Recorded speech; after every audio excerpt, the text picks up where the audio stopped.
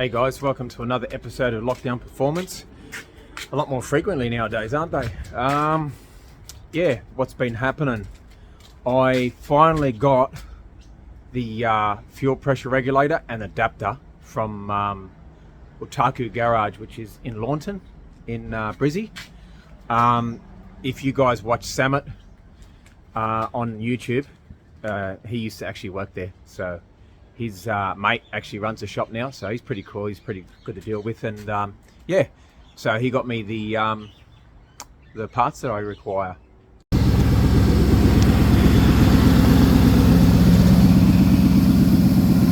Pretty low, but it clears.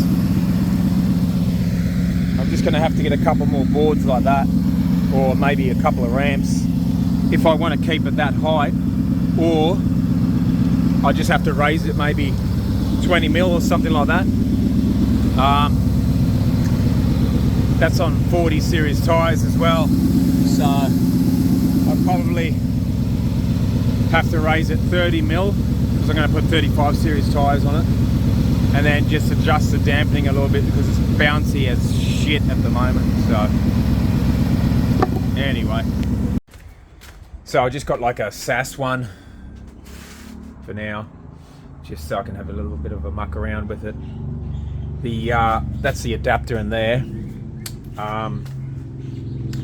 and what I plan on doing right now is just going to check if this car will get out my driveway on that height adjustment, so stay tuned. Anyway, so that's what the go is. It's just scraping a bit on those V-bands for where the turbo manifold comes up. So I'll just get a couple of ramps or something like that, like I said, and then I should be able to get it out. Once I raise it up a little bit as well, I don't really want to have it that low. It looks good, but it looks great. So yeah, that's where I'm at with the Q. I'll probably get stuck into that next week. I'll put the fuel reg and all that sort of stuff in or on or whatever. Yeah, so that's good. That's good news. I sold a heap of parts for my Q45. Well, at least I thought that it was a heap, but then I discovered some more bits and pieces that I had laying around in another spot, which I didn't think that I had. So I have got rid of a lot of Q45 stuff. I mean, the guys come and pick it up on, just trying to think, Friday they come to pick up the parts. There was, just to give you a bit of a rundown, all the stuff that you've seen in the tubs last time. And then I found some more stuff as well. There was, there's the doors, the roof lining, the friggin' parcel shelf, all that sort of stuff. There was a heap of it. But unfortunately, it did get rid of a lot of stuff, so I'm happy, but I've still got a lot more. I wasn't planning on having that much to go with this car when I actually sell it. But anyway, here's a bit of a look at what I still have. Oh, where's the light? Where's the light? Okay, we got one light there. I'll just shimmy my way around here and find another light switch. So, okay, let's have a bit of a look-see. What do we got? Well, we still got that complete dash, which I thought of selling with the car, obviously, because the one in the car's cracked. Some other stuff is this surround here. We got another steering rack with a key. I know where the key is. It's not actually in the ignition at the moment. We got all these bits and pieces off the rear subframe. We also have like a CD stacker. That section's going into my car, so we won't worry about that. We have a radiator. We have a whole heap of suspension, brake lever, which you could probably modify and maybe use as a clutch if you were going to manual swap it. I've got headers here as well, shrouds, bloody. I've got a freaking throttle body. So see this thing here, what you can do with that, it's got the traction control. You can take that off if you don't want to run it, take that butterfly off, just cap it, and you've got yourself a throttle body. And that was an awesome throttle body. The only reason I took that off was because of this. But if I'd looked at it a bit better, I probably just would have left it on there. That was an awesome throttle body. What else do I have? I've got bonnet struts. I've got suspension as well, like some more suspension parts. Shit, I've got a freaking whole VH45 loom here. I think I showed you that last time. Starter motor and all that. I freaking, where is it? I think it's this. Oh, sorry, a bit of a bumpy there. Is that? Yeah, that's some VH45 stuff and Infinity stuff in there. Elbows, and I think there's some headlights somewhere, and I mean a whole heap of stuff. That's patrol stuff. But this here, these two are still full of Q45 stuff. So yeah, a lot of stuff. And yeah, so, but like I said, prior to getting rid of all the stuff that I got rid of last week, I just couldn't walk in here, and I couldn't walk in my front room either. So I'm happy. Yes. Okay. That's the end of the story on that side of things anyway. So over to the patrol now. This here is just a pile of shitty old seats that come out of the patrol. They are no longer required.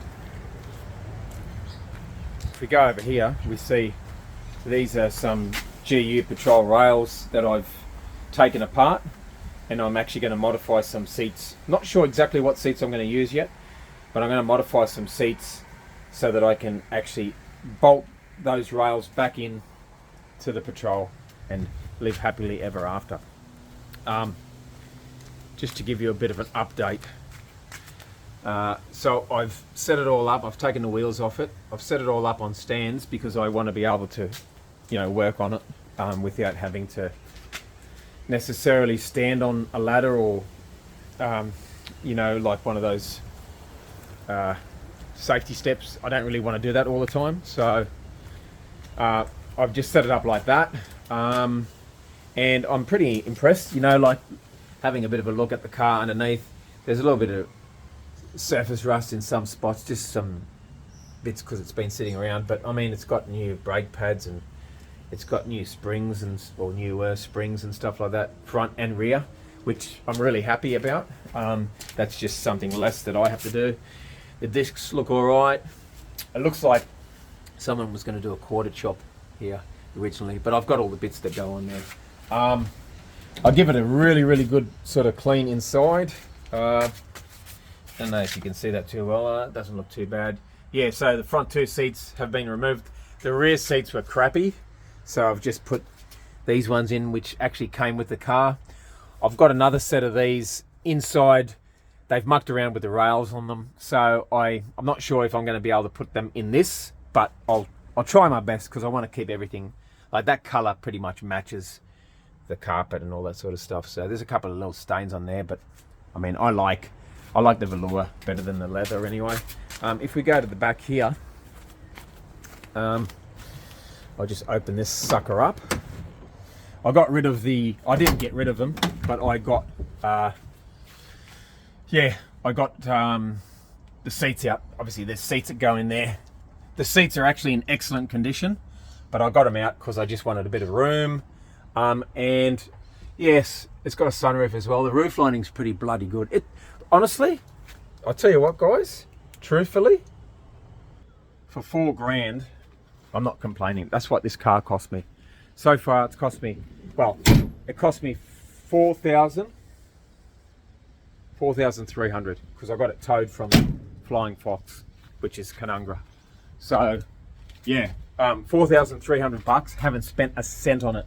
Oh, I lie. Sorry, I bought a set of wipes. Those they're like a plastic rejuvenator cleaner type wipe, which I paid $20 for, 100, which is pretty expensive, but they're really good. So yeah, haven't spent bugger all on it yet. I've stripped a lot of parts from the other engine that I showed you with a bent rod, and I'll have another look at that patrol eventually. I'm trying to stay focused on the Q because you know what happens if I start doing a bit of this and a bit of that, I just go everywhere. So the only reason I've started doing some stuff on that was pretty much because there's two reasons, right?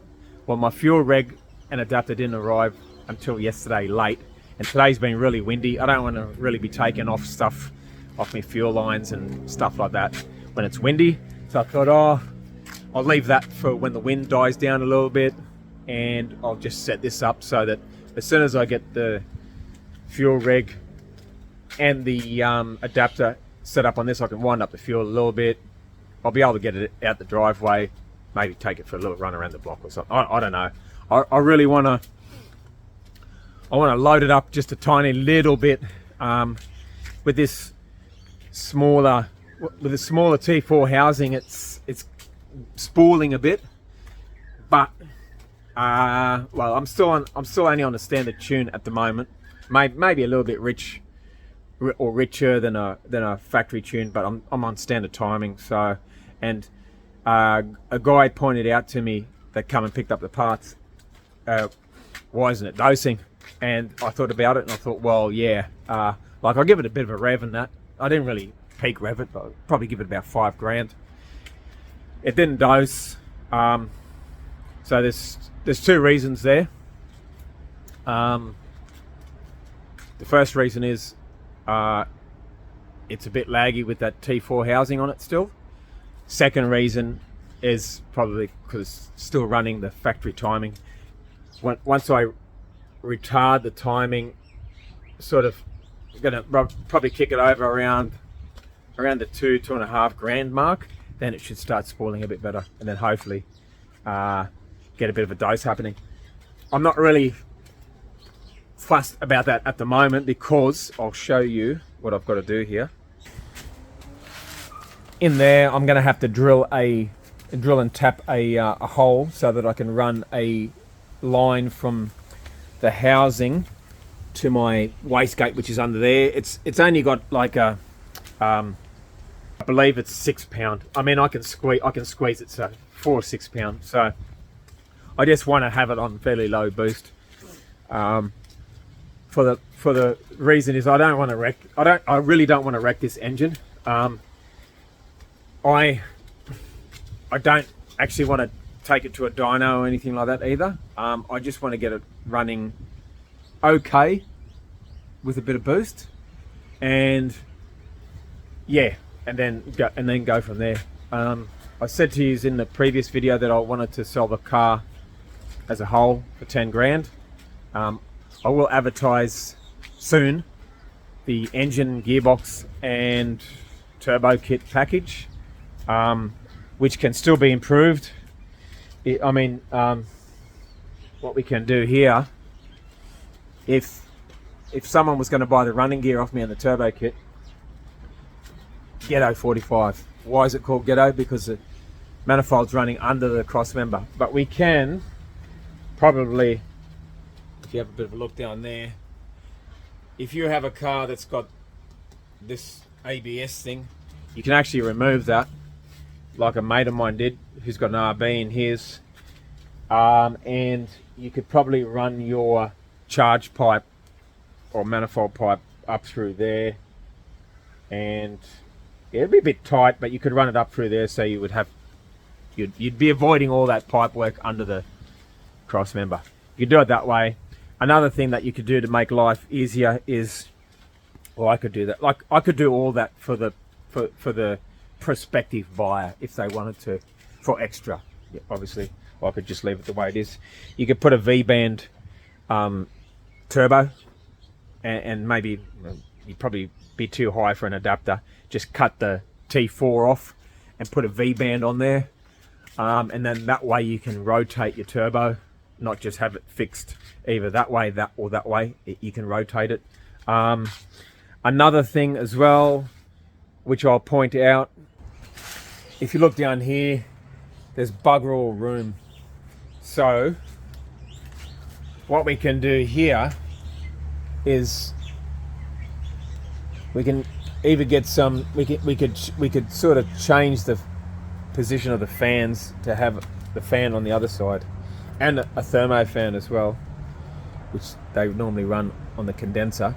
and then you'll have enough room for this pipe to go down, which it was originally that way, if you remember, and come out through here, or you can actually bring it down and then out that way. There is just not a lot of room, and yeah, I mean, I've spoken to my partner and a few other people in regards to the different options I have.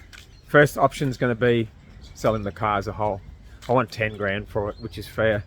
You know, recently there has been some Q45s and VH45 engines and stuff that have sold for decent money. So I'm not going to be lowballed on this. Or another option is engine, transmission, turbo kit, and then I keep the car and I put a RB in it, or a JZ, which I originally had. I had one with an RB20. Long story, you probably know it already. I want another one. And yeah, so, and don't let people say the autos and that are shit in these. They're pretty good. You just put a shift kit in them and a Storley and a trans cooler, and you probably find it'll be good for 500 horsepower. Another thing that the guy quoted that was here the other day picking up the parts, you're not going to be able to use 500 horsepower on the road. All these whiz kids think they can, but I mean, my RB20 Infinity was like 300 horsepower, and that was plenty. That was heaps. Friggin' it was a little bit funny off boost, probably because I wasn't driving it correctly, because it was my first RB. I wasn't keeping the RPMs up, but mate, it was fine, you know. They just, I don't know, guys, they just fit better, they look better. I think they sound better too, so. But anyway, that's it for now. Next episode, hopefully have the fuel reg sorted and a few other bits and pieces. Put the back seat back in. We'll see how much fuel pressure we can get out of it with the standard fuel pump, and we'll go from there. Have a good one anyway, guys. I shall catch you later on. See ya.